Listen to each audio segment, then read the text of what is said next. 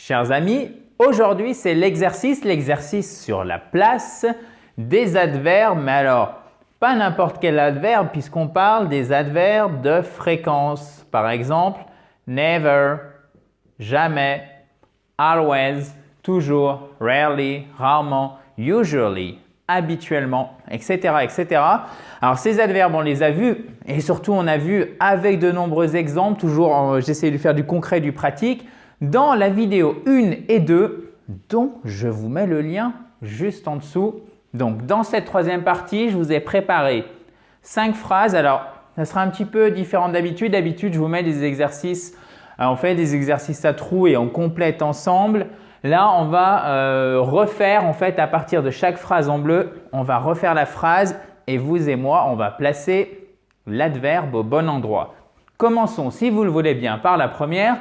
Tu vas souvent à Londres, sous-entendu, enfin même pas sous-entendu, mais on pourrait dire, et en bon français, est-ce que tu vas souvent à Londres?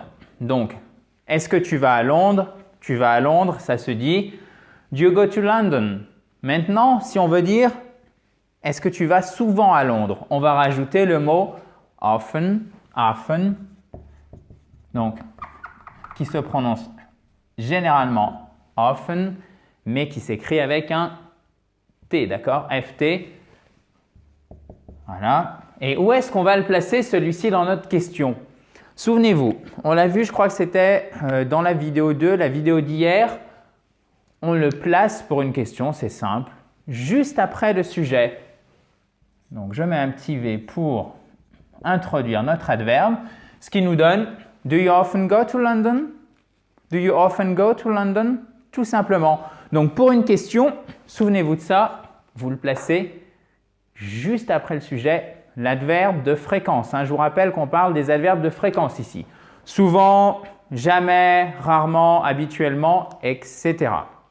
Alors, chers amis, avant de passer à la deuxième phrase, sachez que vous pouvez encore vous inscrire pour la formation gratuite que j'organise sur Internet qui aura lieu soit demain, attention, à 15 h, heure de Paris, ou jeudi soir à une heure plus traditionnelle, à savoir 20 h, heure de Paris. Donc, c'est soit demain, 17 avril, le mardi, soit jeudi 19 avril à 20 h, formation intitulée « Le plan précis pour parler anglais rapidement ». Dans les semaines qui viennent, on va parler de prononciation, de pratique de l'anglais et de compréhension. Pour vous inscrire, c'est simple. Déjà, faites vite parce que les places sont limitées à 150 personnes par session, donc pas une de plus. Vous cliquez sur le i en haut à droite ou tout simplement sur le lien que j'ai mis dans la description sous la vidéo. Passons maintenant, comme promis, à la deuxième phrase. I watch TV. Bon, ça c'est facile. Je ne regarde jamais la télé. Ok, vous avez vu que je n'ai pas mis un égal, j'ai bien mis une flèche parce que évidemment, là à chaque fois dans la phrase en bleu, il vous manque l'adverbe de fréquence que vous et moi allons rajouter. Donc, je ne regarde jamais la télé. Ici, vous voyez, on a simplement un verbe. Donc, où se place l'adverbe de fréquence? Oui. De manière générale, l'adverbe de fréquence, exactement. Je vois que vous avez suivi, je vous en félicite. Il se place juste avant le verbe. I never watch TV. OK? Bon, ça me fait plaisir. Je vois que vous suivez les vidéos. Bravo. Troisième phrase. I go to London in December. Donc, je vais à Londres en décembre. Avez-vous noté, chers amis? Vous allez vous dire, mon Dieu, il n'arrête pas de nous répéter, de nous saouler avec ça. Mais oui, c'est vraiment important parce que c'est une faute qui revient tout le temps. December, December. Alors déjà, accent tonique sur la deuxième syllabe, mais la faute qui revient tout le temps, c'est le fait d'oublier la majuscule. Pour les mois de l'année, pour les jours de la semaine, en anglais, on a toujours une majuscule, contrairement au français. D'accord? Minuscule en français, majuscule en anglais. December, accent tonique sur la second syllabe. OK? December. Donc, I go to London. Oh my God, London. Also majuscule, aussi une majuscule, ok? Donc, faites bien attention s'il vous plaît. Je vais toujours à Londres en décembre. Alors, là aussi, c'est une phrase assez simple. Vous avez remarqué que ça fonctionne sur le même modèle que la phrase numéro 2. Donc, où va-t-on mettre notre adverbe de fréquence, à savoir, comme on dit toujours en anglais, always. Exactement, c'est un allons. Accent tonique sur la première syllabe, ok? I always go to London. Alors, petite précision, pour ceux qui n'ont pas l'habitude de suivre les vidéos, quand je vous dis c'est un allons, en phonétique, ça s'écrit comme ça. Et ce n'est pas tout à fait un allons. C'est-à-dire que c'est un son, si vous voulez, si vous avez le A français et le O français, d'accord?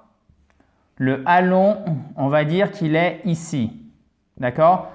C'est entre le A et le O français, mais c'est tout de même plus proche du A. Donc, ce n'est pas always, mais c'est always. OK? Donc, faites bien attention à ça, s'il vous plaît. Quatrième question. Là aussi, on va faire marcher vos neurones si vous le voulez bien. I have been so tired. Tired, hein? Pas tired ou tired. Non, tired. Tired.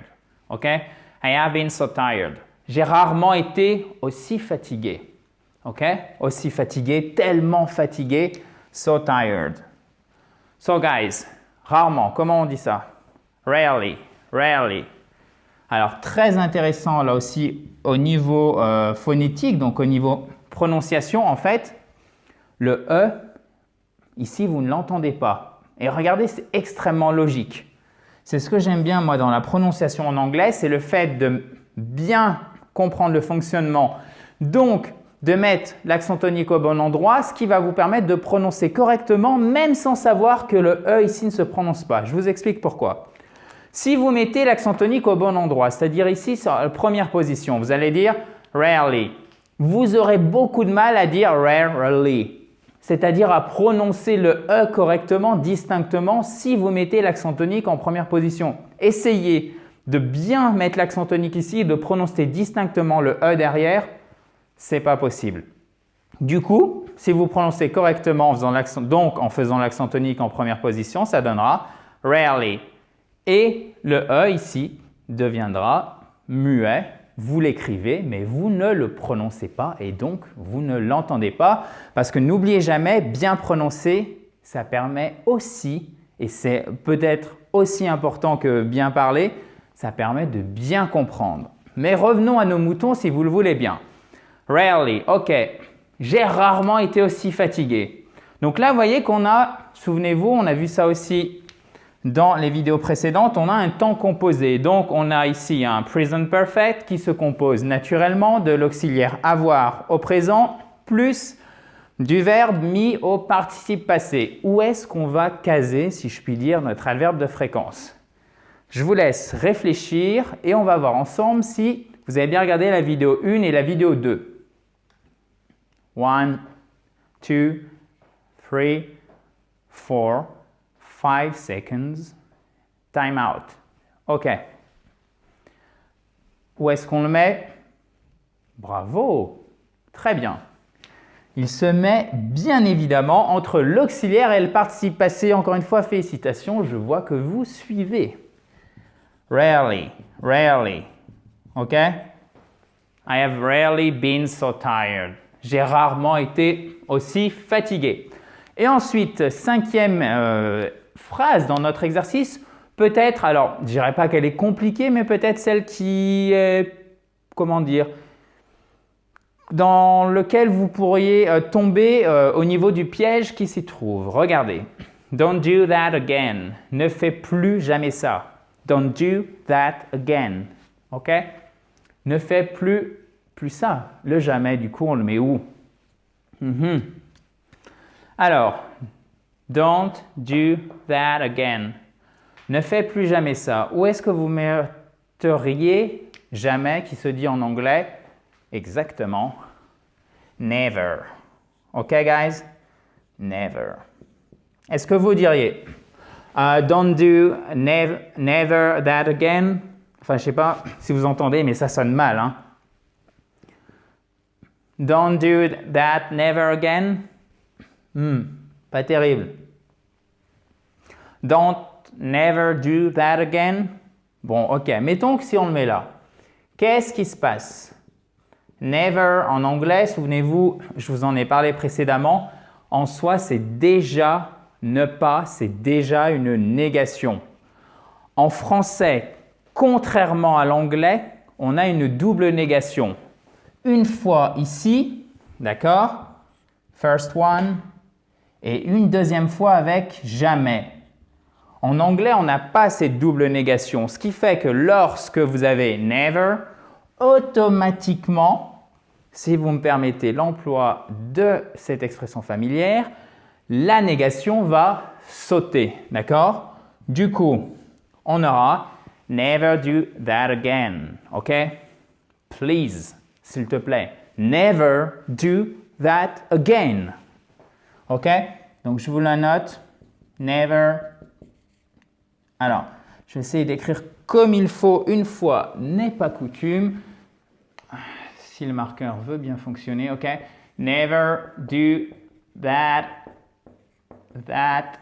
again, ok? Et généralement, là je l'ai oublié, quand on utilise l'impératif, on met un point d'exclamation à la fin. Voilà. Donc, j'espère que 1, vous avez bien compris cet exercice. 2, je vous souhaite de l'avoir réussi. 3, si vous avez une question à poser, n'hésitez pas, vous pouvez mettre ça dans un commentaire juste en dessous. Je reviendrai vers vous rapidement. Quant à moi, je vais aller préparer la vidéo que je vous mettrai en ligne demain. Si vous ne l'avez pas encore fait, vous pouvez naturellement vous inscrire à votre formation gratuite qui aura lieu sur Internet, soit demain, donc le mardi 17 avril, d'accord? Ça sera à 15 h, faites bien attention, c'est au milieu de l'après-midi. 15 h, heure de Paris, et sinon il y en a une à un horaire, on va dire, plus traditionnel, à savoir jeudi 19 avril à 20 h, heure de Paris. On va parler dans cette formation qui s'intitule « Le plan précis pour parler anglais » dans les semaines qui viennent, donc rapidement, pour repartir d'un bon pied en fait, si vous voulez. Comment trouver un interlocuteur pour parler anglais, d'accord, que ce soit depuis le confort de votre salon, que ce soit près de chez vous. On va parler aussi prononciation et compréhension de l'anglais. Donc si vous voulez vous inscrire, c'est simple, vous avez le lien juste en dessous dans la description ou sur le i en haut à droite. So guys, thank you very much and talk to you tomorrow. Bye bye.